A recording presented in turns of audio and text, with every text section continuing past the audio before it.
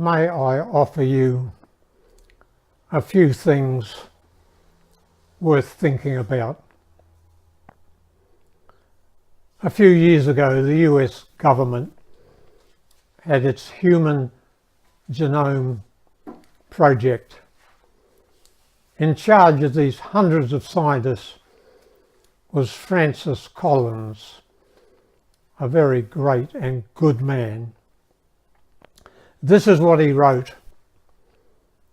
In the universe are 15 constants, each one of them with a very precise value. Gravity, thermonuclear force, strong and weak nuclear forces, etc. all have precise values. And if these values shifted by 1/1,000,000th, or in some cases by even 1/1,000,000th of a millionth, there could be no universe and no us.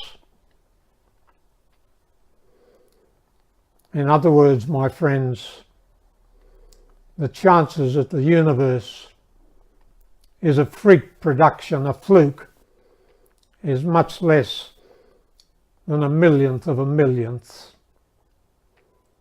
You've heard of Stephen Hawking, perhaps the greatest of physicists.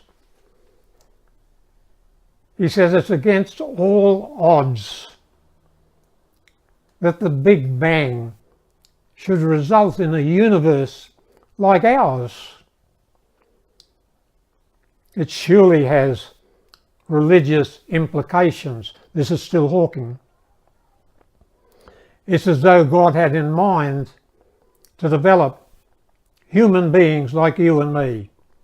Now, Hawking is not a believer, but there he spoke the truth. You've heard of Carl Sagan.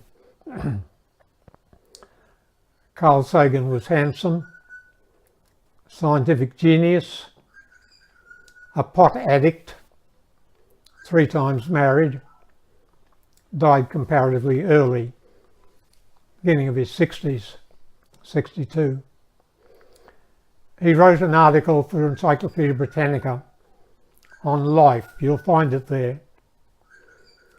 And in that article he said, the instructions to produce the simplest cell of anybody's body would fill 100 million pages the size of Encyclopaedia Britannica pages. Do you understand that? Here is an atheist saying the instructions for your simplest cell, and you have about 10,000 trillion of them, would require 100 million pages, each one the size of a Britannica page. Perhaps you've heard of Chandra Wickramasinghe, a friend and co-worker with Fred Hoyle, thought very much the same as Hoyle. He said there's no chance that life was a chemical accident. To say so would be like saying you could find a special grain of sand in one of the many shores, not only of this world, but of all the planets. And there are well over 1,000 known planets.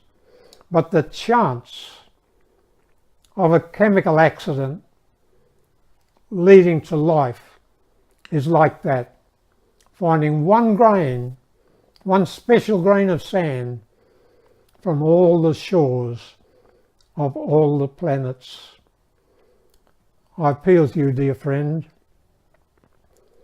It's so easy to go on living as though tomorrow will be like today, next year like this year. It will not be always so. Days of our years are 70. That was said thousands of years ago.